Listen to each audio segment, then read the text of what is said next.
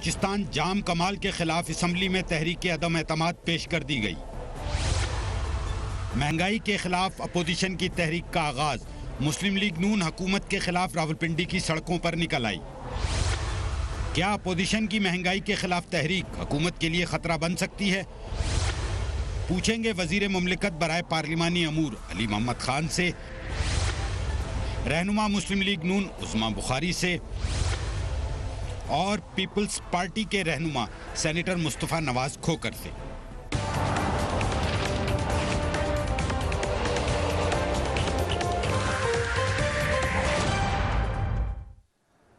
बिस्मिल्लाहिर्रहमानिर्रहीम, अस्सलाम वालेकुम and very warm welcome to the show. मुल्क में महंगाई का मामला अब सारी सियासत पर छा चुका है। हुकूमत हर जानिब से तनकीद की लपेट में आ गई है। डॉलर आज तमाम रिकॉर्ड तोड़कर आगे निकल चुका है। खदशा जाहिर किया जा रहा है कि आज जो 173 से ऊपर की कीमत है वो 180 तक भी जा सकती है। मुआशी मामलात हुकूमत के काबू में नहीं है। पेट्रोल की कीमत में 10 रुपए की यकमुश्त जो इजाफा किया गया है उससे मुल्क में महंगाई का सुनामी आ चुका है। बिजली और गैस की कीमतों में भी इजाफा किया जा चुका है। अशिया ज़रूरत की तमाम चीज़ें इस कदर महंगी हो चुकी हैं कि अब अवाम चीख पड़े हैं। हुकूमत की तमाम मुआशी पॉलिसीज़ का बोझ अवाम पर आन पड़ा। महंगाई में ऑपोजिशन आप समझें कि एक नई जान डाल दी है महंगाई के तूफान ने ऑपोजिशन में। मुस्लिम लीग नून ने आज से मुल्क में महंगाई के खिलाफ तहरीक का बाकायदा आगाज़ कर दिया। रावलपिंडी में महंगाई के खिलाफ नून लीग की मुकामी क़यादत ने एहतजाज किया है, जबकि साबिक वज़ीर ख़ज़ाना मिफ्ताह इस्माइल ने महंगाई की सूरत हाल पर हुकूमत को तनकीद का निशाना बनाते हुए कहा है कि मुल्क में 137 रुपए लीटर पेट्रोल खरीदेगा कौन। Let's watch the former finance minister. 137 रुपए का लीटर कौन आदमी पाकिस्तान में सख्त किसकी इसकी जेब में इतने पैसे हैं कि वो खरीद सकता है? आप जाके पेट्रोल पंप से पूछिए कि लोग आके अब आधा लीटर पेट्रोल ले रहे हैं मोटरसाइकिलों में। क्या पाकिस्तानियों की तनख्वाह इस हिसाब से बढ़ रही है जिस हिसाब से इमरान खान पेट्रोल बढ़ा रहे हैं? तो मुझे इमरान खान साहब जो है वो पाकिस्तान के वजीर आजम हैं, जिस तरह भी बने हैं वजीर आजम, हमको बताएं कि किस तरह एक आदमी मिडिल क्लास जो है बजट उसका बना के दिखाते हैं। जी भाई Mustafa Nawaz Khokhar, thank you so much for being on the programme. Bilawal Bhutto ने भी बड़ी ज़बरदस्त की तनकीद की हुकूमत के ऊपर। उन्होंने कहा कि हुकूमत की उल्टी गिनती शुरू हो गई है, लेकिन अपोजिशन अगर मुत्तहिद नहीं है तो क्या आप एक इफेक्टिव कैंपेन चला सकते हैं हुकूमत के खिलाफ? आप दुरुस्त कह रही हैं कि ये हालात ऐसे हैं कि इन हालात में अपोजिशन को मुत्तहिद होना चाहिए। अनफॉर्चुनेटली अपोजिशन आपस में मुत्तहिद नहीं है। पार्लियामान की हद तक तो हमें थोड़ा बहुत नज़र आता है, लेकिन इस वक्त सूरत हाल ऐसी है कि उसकी कंपल्शन की वजह से अपोजिशन को न सिर्फ इकट्ठा होना पड़ेगा, बल्कि अगर वो इकट्ठा नहीं भी होते तो इनफरादी तौर पर उन्हें बाहर निकलना पड़ेगा। जो जमात, मैं ये समझता हूँ कि जो जमात बाहर नहीं निकलेगी इन हालात में जिसमें अवाम की चीखें निकल चुकी हों, सफ़ेद पोश तबका तबाही के किनारे पर खड़ा हो, मुल्क में बेरोजगारी अरूज पे हो, जो माशी हालात हमारे सामने हैं, ये किसी तौर से भी एक्सेप्टेबल नहीं है। और अगर सियासी जमातें बाहर नहीं निकलेंगी तो वो फिर इररेलेवेंट भी हो सकती हैं। ये ना हो कि अवाम आगे निकल जाए और सियासी जमातें पीछे रह जाए। आप पीपल्स पार्टी को कह रहे हैं? हर जमात देखें ना, पीएमएल ने तो आज आगाज किया है। पीपल्स पार्टी भी कर रही है। पीपल्स पार्टी ने भी जितने हमारे डिविजनल हेडक्वार्टर्स हैं उसके अंदर एहतजाज शुरू कर रखा है। गुजारिश ये है कि इस वक्त जो हुकूमत के 3.5 साल थे उनमें तो इन्होंने करप्शन, चोर, डाकू, लुटेरा, एक ये नैरेटिव तो दे ही रखा, लेकिन जिस चीज के ऊपर इनकी असल तवज्जो होनी चाहिए थी उस पर तवज्जो इनकी कतई नहीं रही। एक किसी भी हुकूमत का मकसद ये है कि वो आम आदमी की खुशहाली को सबसे सामने मद्देनजर रखे। यहाँ पर हमें आम आदमी की खुशहाली तो दरकिनार, पिछले 3.5 साल में मुल्क में 2 करोड़ लोग सतह गुर्बत से नीचे जा चुके हैं। जो हमारी मिडिल क्लास, वर्किंग क्लास की जो हालत है वो आपके सामने है। डॉलर को परवाज लगी हुई है, डॉलर रुकने का नाम नहीं ले रहा। तेल वगैरह की कीमतें आपके सामने, दवाइयों की कीमतें आपके सामने। एक आम आदमी जिसके 3-4 बड़े खर्चे हैं वो नहीं कर पा रहा। अगर आप आम आदमी के 3-4 बड़े खर्चे देखें तो उसका सबसे बड़ा खर्चा उसके किचन का है, फिर उसके बाद बच्चों की स्कूल की फीसें हैं, उसके बिल्स हैं, और फिर अगर खुदा न खास्ता घर में कोई बीमारी है तो फिर सेहत के लिए बिल्स हैं, और सारी चीजें। वो एक चीज पकड़ता है, 2 चीजें पकड़ता है तो बाकी 2 हाथ से निकल जाती हैं। तो इस माहौल में जहां पर स्ट्रीट पर, सड़क पर, गली मोहल्लों में, बाजारों में गुस्सा इतना ज्यादा है, वहां पर अपोजिशन जमातों को ना सिर्फ बाहर निकलना पड़ेगा, हुकूमत के ऊपर प्रेशर डालना पड़ेगा। आज इकट्ठे होना भी जरूरी है। आज मैं एक और रिपोर्ट देख रहा था, खुदा ना खास्ता, अल्लाह माफ करे, इस हुकूमत की नाअहली इन हदों को छू रही है कि अभी भी 535 अरब रुपए के मजीद टैक्सेस IMF ने मुतालबा कर रखा है। Right. पेट्रोल डीजल अभी कह रहे हैं कि और मजीद महंगा होना है, और बिजली भी मजीद और महंगी होनी है। तो जब ये सारा इसका एक्यूमुलेटिव इफेक्ट आएगा तो मैं तो समझता हूं कि हम पाकिस्तान जो है एक बहुत बड़े माशी बहरान की तरफ जा रहा है, और उस माशी बहरान से निकालने की कम से कम इस हुकूमत में अहलियत नजर नहीं आती। अज़मा बुखारी साहबा, आपसे भी मेरा ये सवाल है कि एहतजाज का आगाज हो रहा है अपनी अपनी जगह, मगर क्या ये अपोजिशन को इकट्ठे होकर नहीं करना चाहिए था? शुक्रिया फरीहा। देखिए, आइडियल सिचुएशन यही होती है कि इकट्ठे होके होना चाहिए, बट नहीं हो सका। उसका हम एक इत्तेहाद में नहीं है, लेकिन ऑपोजिशन में तो हैं। सो हर ऑपोजिशन पार्टी अपना अपना रोल प्ले कर रही है और उसको करना चाहिए। जहाँ तक मौशी हालात की बात है, आज मुझे मेरा दिल चाह रहा है कि आज अली मोहम्मद ख़ान जितना दर्द दिल रखने वाला मेरा भाई है, अब तो ख़ुद इनके साथ मुलाकात ज़रा कम होती है जब से ये वज़ीर बन गए हैं। वज़ीर बनने से पहले इनके साथ काफ़ी टॉक शोज़ में मुलाकात रहती थी, और इतना दर्दमंद दिल रखते हैं। अब हमें आज भी उनकी वो तकरीर जो इन्होंने नेशनल असम्बली में जो है वो ज़ैनब के कत्ल के केस के ऊपर मेरा ख्याल गालिबन की थी, और दरो दरार हिला दिए थे उन्होंने उस तकरीर से। तो मैं अली भाई को बताना चाहती हूँ, चूँकि इस्लामाबाद में हमने सुना है कि जो इस्लामाबाद में जाते हैं वहाँ पर जाकर आँखें और कान बंद हो जाते हैं, हुकूमत के कान आँखें बंद हो जाती हैं। तो उनको बताना चाहती हूँ कि मेरे प्यारे भाई, इन 3 सालों के अंदर आपके दौरे हुकूमत में, जिसको आप रियासत मदीना का नाम देते हैं, उसमें 35 अफराद ने खुदकुशी कर ली है। और वो कोई ये नहीं है कि कोई मर्द हैं जिन्होंने खुदकुशियाँ कर ली हैं, इसमें माँ बाप हैं जो बच्चों समेत या पटरी के आगे आ जाते हैं, या नहर में कूद जाते हैं, या जहर खा लेते हैं। सो ये हालात हैं पाकिस्तान की मौशी हालत की बात। और दूसरा, कभी मुझे वो अरस्तू और ये आइंस्टाइन जो इनके हैं, जो हमें बार बार आके एक तो जुल्म करते हैं, ऊपर से फिर घबराना भी नहीं है, और जो है वो सच भी नहीं बोलना। ये जो हमें आके कहते हैं खित्ते में सबसे कम महंगाई है, जिस हुकूमत ने ये रियलाइज ही नहीं करना, उसने इस मामले की नौयत को जानना ही नहीं है, तो वो उस मसले का हल क्या करेंगे? जिनके मुताबिक, परवेज़ खटक के मुताबिक, गंडापुर के मुताबिक, खुद इमरान खान साहब ने भी कुछ महीने, आपको याद है, वो एक फंक्शन किया, उन्होंने कहा बस मुश्किल टाइम खत्म हो गया, अच्छे दिन आए हैं। बाय द वे बहुत सेलिब्रेट भी किया था हमने, बड़े अच्छे दिन आ रहे हैं, ये अच्छे दिन आए थे।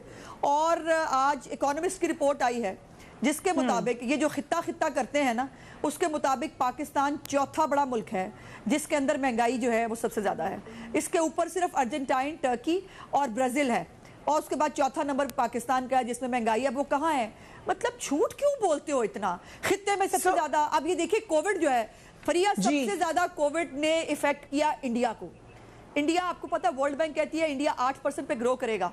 अगर मैं इनकी 4% मान भी लूँ ग्रोथ जो ये क्लेम करते थे, अभी तो खैर तजारती खसारा आपने देख लिया ना कि वो ऑल टाइम हाई पिछले महीने फिर हो गया है, और ये गैप बढ़ता जा रहा है, जो कह रहे हैं 10 अरब के ऊपर जाएगा। ये जो वो 8% के ऊपर ग्रो करेंगे। आप हमें कौन सा खित्ता बता रहे हैं? कौन सी दुनिया में रहते हैं भाई?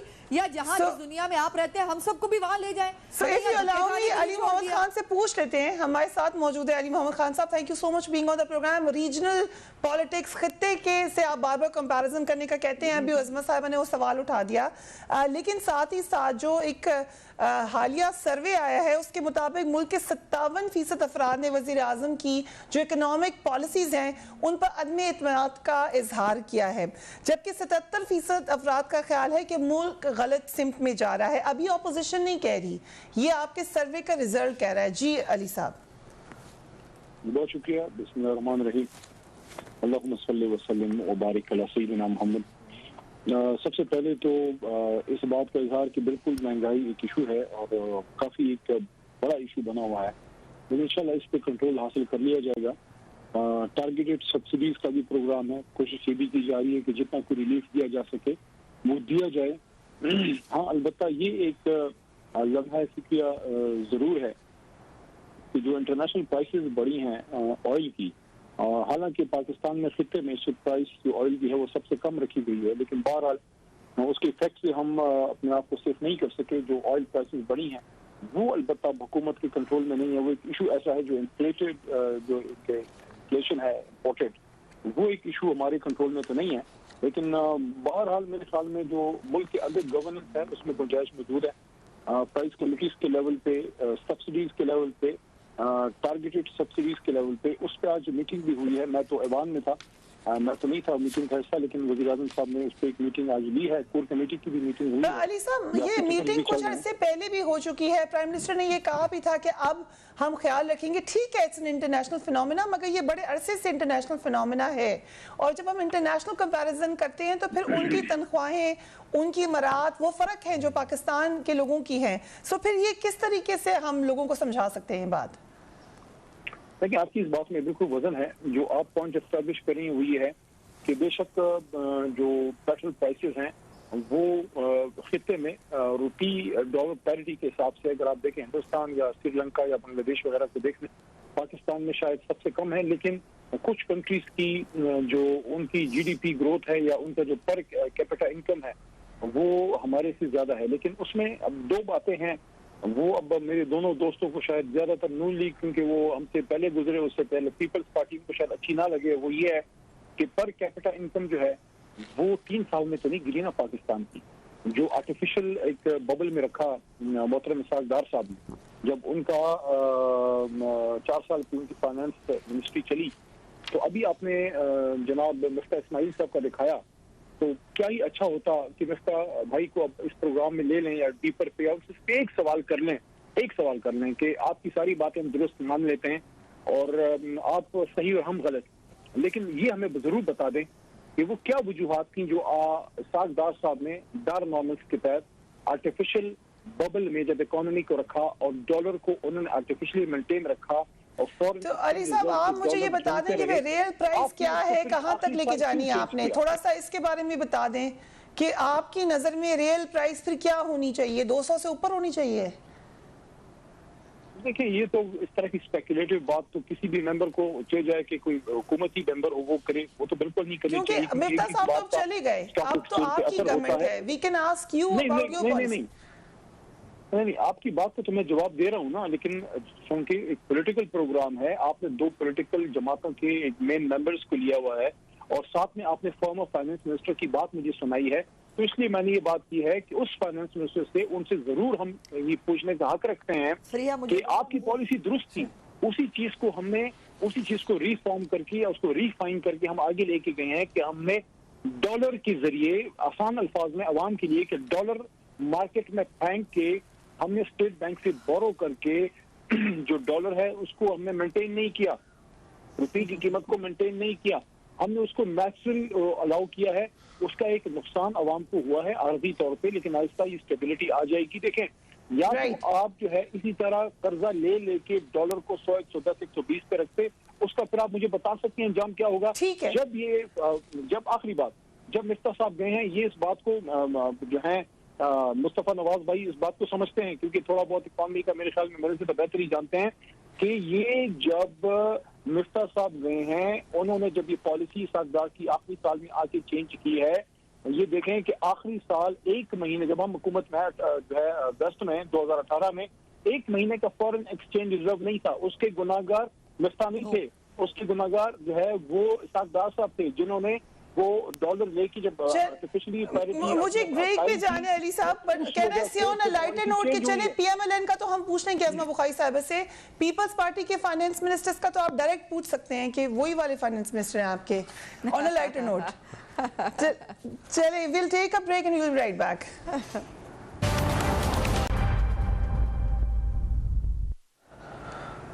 And welcome back. कुछ बिजनेस कम्युनिटी, स्मॉल बिजनेसेस, ताजिर बरादरी, उनके पास हम गए और देखा कि उनसे पूछें कि वो कैसे देख रहे हैं इस वक्त, हालात कैसे हैं। Let's watch that.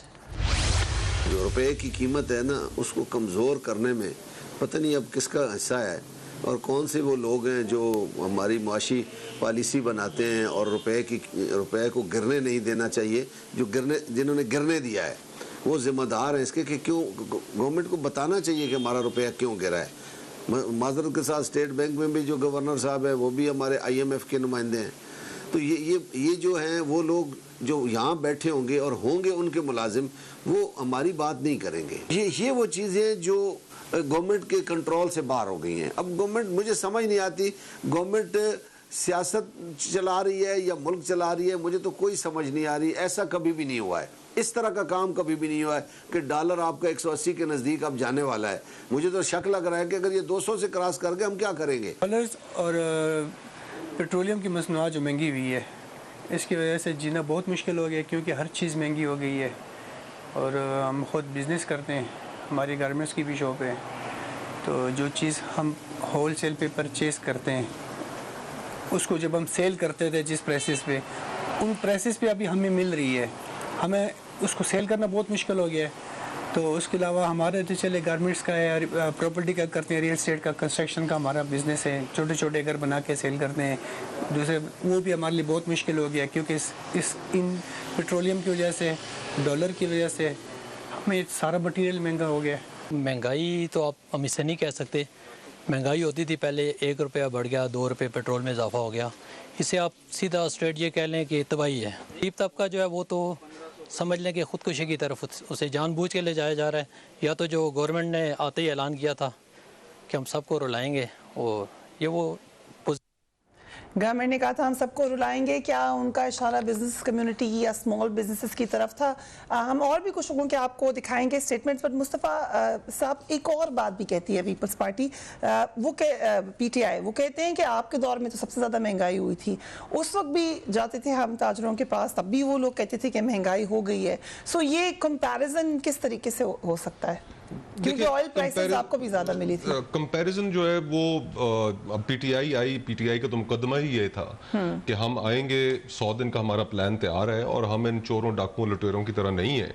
और हर चीज़ जो है वो करप्शन की वजह से, क्योंकि महंगाई बढ़ती है तो इसका मतलब ये है कि मुल्क में करप्शन बढ़ रही है, हुक्मरान करप्शन कर रहे हैं। तो हम जब आएंगे तो करप्शन भी नहीं होगी, उसकी वजह से महंगाई खत्म हो जाएगी, हम 50 लाख घर भी देंगे, 1 करोड़ नौकरी भी देंगे, और हर चीज़ हमने तैयार करके रखी हुई है। ये हमारे एक्सपर्ट्स हैं, इन्होंने तो पूरा 100 दिन का प्लान कौम के सामने रखा। वो जो सब हवा हो गया, गालिबन सब झूठ था, सिर्फ आवाम से वोट लेने की खातिर एक मिराज क्रिएट की गई। गुजारिश ये कि अगर आप फैक्ट्स एंड फिगर्स पे कंपेयर करना चाहें, हमारे दौर में $147 फी बैरल कीमत हो चुकी थी इंटरनेशनल मार्केट में ऑयल की। 80 रुपये और 85 रुपये पेट्रोल की कीमत थी। आज $80 फी बैरल है, और कीमत आप देख लें कि कहां पर पहुंच गई है पेट्रोल और डीजल की। फिर जो रुपये की और डॉलर की जो पैरिटी गवर्नमेंट जब गिराती है, डॉलर की कीमत जब बढ़ती है, तो उससे एक इमीडिएट फायदा ये होता है कि आपकी एक्सपोर्ट्स बढ़ जाती हैं। हमारे दौर में आज तक पाकिस्तान की जो हाईएस्ट एक्सपोर्ट्स अचीव की गई वो पीपल्स पार्टी के दौर में की गई, $25 अरब। आप बता दीजिए कि जितना इन्होंने डॉलर गिराया, जितना बढ़ा और रुपए की कदर गिरी, क्या एक्सपोर्ट्स बढ़ी? वो भी अपनी जगह पर नहीं बढ़ सकी। फिर हमारे दौर में 2008 का एक फाइनेंशियल क्राइसिस था, लेकिन वो सारी चीजें छोड़ दें। एक आम आदमी जो है वो ये कॉम्प्लिकेटेड डिस्कशंस जो है वो नहीं समझता, वो ये समझता है कि उसका आज का दिन, उसका अगला महीना वो कैसे गुजरेगा।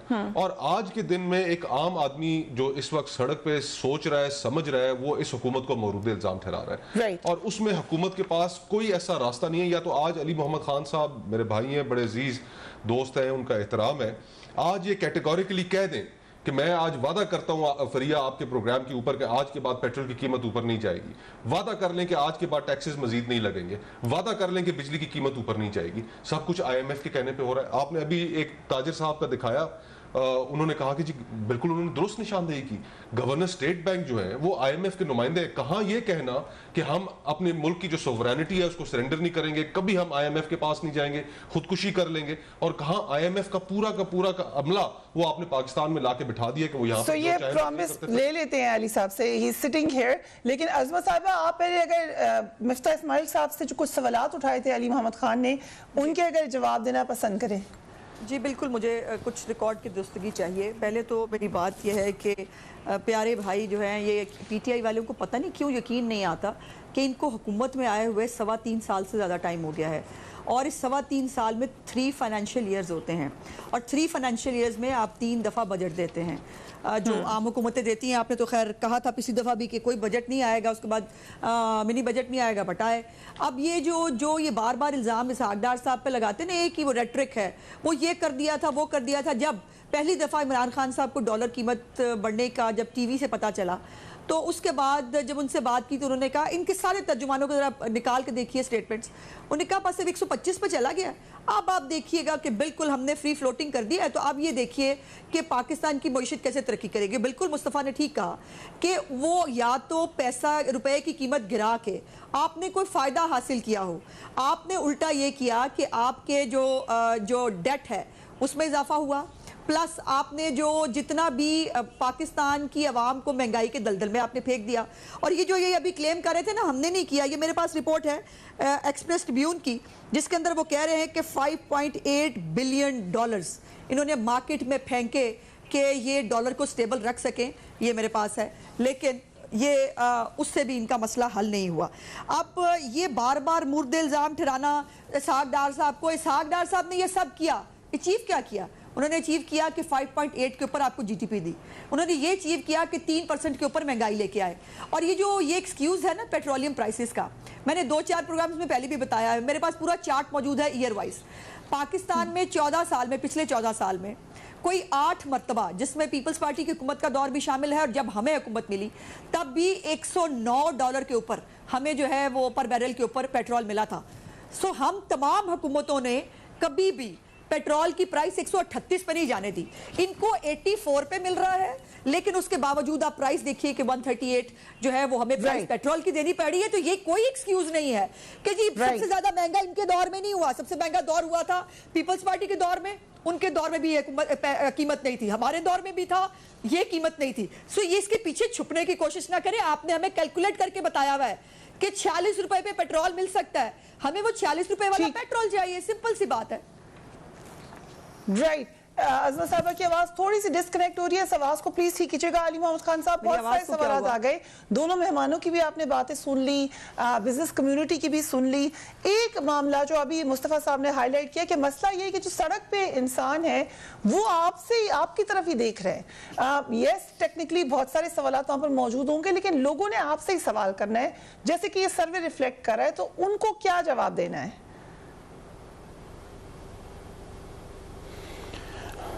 तीन चार नुक्ते हैं इसमें। देखें, जब भी कभी महंगाई आती है या कोई एक प्रॉब्लम आती है जो एक गवर्नेंस से रिलेटेड हो, तो आवाम का हुकूमत से नाराज़ होना वो एक फितरी अमल है। अगर महंगाई आएगी और आप किसी से पूछेंगे, अगर पेट्रोल प्राइस बढ़ी है, आप पूछेंगे तो वो आपको ये तो नहीं कहेगा मैं बड़ा खुश हूँ, उसके कुछ अवामिल हैं, वो क्यों हुआ। हमने बात की कि हमारे दौर में इतने बैरल पे था और हम इतने पे बेच रहे थे, तो भाई उस वक्त और इस वक्त में बड़ा फ़र्क है। जो इंटरनेशनल प्राइसेस बढ़ी हैं, सिर्फ ऑयल की नहीं बढ़ी, हर चीज़ की बढ़ी है। आप तो हर चीज़ इस वक्त इंपोर्ट कर रहे हैं, आपकी तो पॉलिसीज़ की वजह से पाकिस्तान की मेन एक्सपोर्ट की कमर टूट गई। आज आपकी कॉटन किधर खड़ी है? आप पूछ रही हैं, उन्होंने बात की कि 3 हम बना चुके हैं। देखें, बिल्कुल 3 बजट हम बना चुके हैं, लेकिन एक अगर आपकी पॉलिसी गलत हो ना, इकोनॉमिक पॉलिसी, उसके आपको सालों उसकी प्राइस जो है वो पे करनी पड़ती है। जब पीपल्स पार्टी की गवर्नमेंट ख़त्म हुई है और उसके बाद मुस्लिम लीग नून की आई है, उसके बाद जब 4 साल इन्होंने बात की ना कि एक्सप्रेस ट्रिब्यून में की खबर आई है कि इतने डॉलर हमने फेंके हैं, स्टेट बैंक से 1 रुपये जो है बोरो नहीं किया गया डॉलर को मेंटेन करने के लिए। अब ये लोग पूछेंगे क्यों आपने ऐसे किया, आपको बोरो करना चाहिए था। देखें, बोरो अगर आप करते हैं आपको पैसा कहाँ से आएगा? IMF के पास हमें क्यों जाना पड़ा? अगर तो ये IMF के पास जाना ही एक बहुत बड़ा सवाल है मुस्लिम लीग नून की सियासत पे, कि अगर आप पाकिस्तान को एशियन टाइगर बना गए थे तो वो कौन से अवामिर थे कि पहले महीने ही आपके पास 1 महीने का फॉरेन एक्सचेंज रिजर्व नहीं था? ये तो एक बहुत बड़ा एक इसको मैं क्रिमिनल सिन कहूँगा, एक बहुत बड़ी नेग्लिजेंस या रेकलेसनेस है, बहुत बड़ा एक मुजरिमाना फेल है कि आप 5 साल हुकूमत करें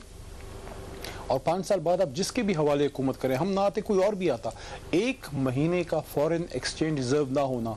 क्या पाकिस्तान सन 2018 में आज़ाद हुआ था? पाकिस्तान तो सन 1947 में आज़ाद हुआ था, जिसमें 3 बार मुस्लिम लीग नून भी इसमें और 4 बार बट 2 बातें अली साहब, अगर मुझे इजाजत दें, आपकी बात में मुखिल नहीं हो रही, इसी में अगर ऐड कर लें। एक तो जो मुस्तफ़ा साहब ने कहा कि क्या हम अभी भी ये गारंटी दे सकते हैं कि चलो ठीक है पिछली पॉलिसीज हो गई, जो हो गया, अब मामला इन कंट्रोल है, अब हम इसको अब हम जिम्मेदारी लेते हैं, क्या हम ये गारंटी दे सकते हैं इस वक्त भी कि अब हमने ठीक कर दिया है?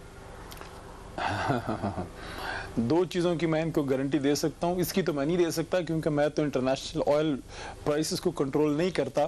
कि प्राइस नहीं बढ़ेगी, वो तो हो सकता है बढ़े, हो सकता है कम हो जाए। अगर इंटरनेशनल प्राइस कम होती है तो हमें भी कम करनी पड़ेगी।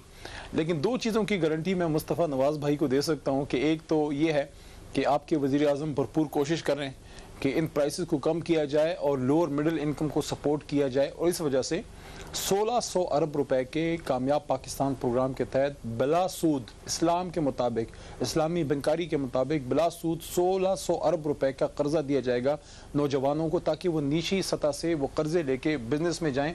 और अपने एक आदमी जब बिजनेस स्टार्ट करेगा तो उसके साथ 5, 6, 10 बंदे और भी उसमें इन्वॉल्व होंगे। तो एक बहुत बड़ा, ये तो बेरोजगारी का जवाब हो गया, लेकिन जो एग्जिस्टिंग लोग हैं जिनके पास रोजगार है, जिनको महंगाई दूसरी गारंटी सुन लें जी, दूसरी गारंटी भी सुन लेना। एक गारंटी ये गारंटी दे दें अली भाई, बाकी सारी चीजें छोड़ दें। दूसरी गारंटी है, ये दूसरी गारंटी सिर्फ ये दे दें कि IMF के कहने पे हम ना बिजली और ना पेट्रोल बढ़ाएंगे। क्या बातें कर रहे हैं मुस्तफा। अच्छा सुने ना, दूसरी गारंटी मैं इनको ये देने लगा हूँ कि मैं यहाँ पे आपको आपके प्रोग्राम में गारंटी देने लगा हूँ कि इंशाल्लाह हमारी हुकूमत जो है, इमरान खान साहब जो हैं, कोई पाकिस्तान से माजी के हुक्मरानों की तरह मनी लॉन्डर करके बाहर नहीं भेजेंगे, कोई टीटियां नहीं लगवाएंगे। दो गारंटीज आ गई मुस्तफा साहब, दो गारंटीज आई हैं। हम डिटेल में बात करते हैं, मुझे एक ब्रेक पे जाना पड़ा। Will be back right after break.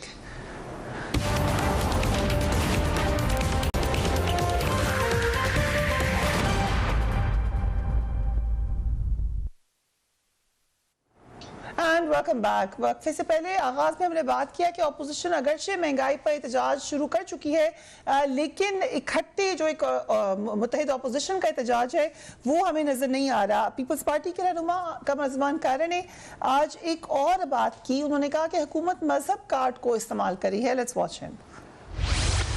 Khan साहब, मदीने वाले ने तो लोगों को रिलीफ दिए थे, रियायतें दी थी, उनकी जिंदगी में आसानियां दी थी। आप उससे बिल्कुल उल्ट चल रहे हैं, और जो हर कदम पे यू टर्न लेता हो उसको मदीने वाले की रियासत का जिक्र नहीं करना चाहिए। अब अपोजिशन को भी मुश्तरका हिकमत अमली इख्तियार करनी होगी। सो पीपल्स पार्टी में दो क्वेश्चन, एक तो दो गारंटीज आपको दे दी अली साहब ने। Are you happy with those guarantees? my apologies, is this I think Ali, you think it's you want to say something, Azma? जी मेरी टर्न है जी, मैं इसलिए अपनी जी जरूर कर रही थी। ओके, my apologies जी। अज़मा बुखारी साहब, इट्स ओके। देखिए अली भाई ने बार बार 2-3 बातों का जिक्र किया। अब जैसे मैंने पहले बताया कि $100 के बावजूद, पेट्रोल के बावजूद, जब भी वो गया ये कीमत नहीं हुई, उनके पास कोई जवाब नहीं। उनके पास इस बात का कोई जवाब नहीं कि जो डॉलर की प्राइस है उसको यहाँ लाकर आपने अचीव किया गया सवाए हमारी तबाही और बर्बादी के, उसका उनके पास कोई जवाब नहीं। और मैं अभी ढूंढ रही थी जो मेरे पास मौजूद थे, जो कौमी असम्बली के अंदर और सेनेट के अंदर जो सवालात के जवाब दिए हैं कर्ज़ों के हवाले से और उसके हवाले से। मेरे प्यारे भाई को पता है कि इस वक्त जो है वो 84% के करीब जो है अपने बजट का आप कर्जे ले चुके हैं, और कर्जे बदब पूछे आपने लगाए कहाँ हैं, उसका कोई जवाब आपको नहीं मिलेगा। लेकिन इमरान खान साहब जो है वो कल जो है वो ईद मिलाद नबी के फंक्शन पर जाते हैं, और हमेशा हस्बे आदत हस्बे रवायत उस फंक्शन को भी वो सियासत के लिए इस्तेमाल करने से बाज नहीं आते। और उसके ऊपर उन्होंने कहा कि वो बस उनको मेरिट का बड़ा ख्याल है। बंदा पूछे आप खुद मेरिट पे आए हैं?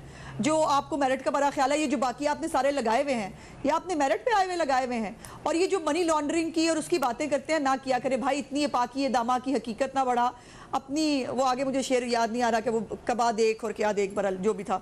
सो ये इतनी ये बातें वो करें जो ये अब आप कंटेनर पे नहीं हैं, अब आप हुकूमत में हैं। हमें नहीं याद कि आपने तो हुकूमत में आने से पहले मेरे प्यारे भाई आप जो है वो ज़कात और खैरात खा चुका है आपका वज़ीर आज़म।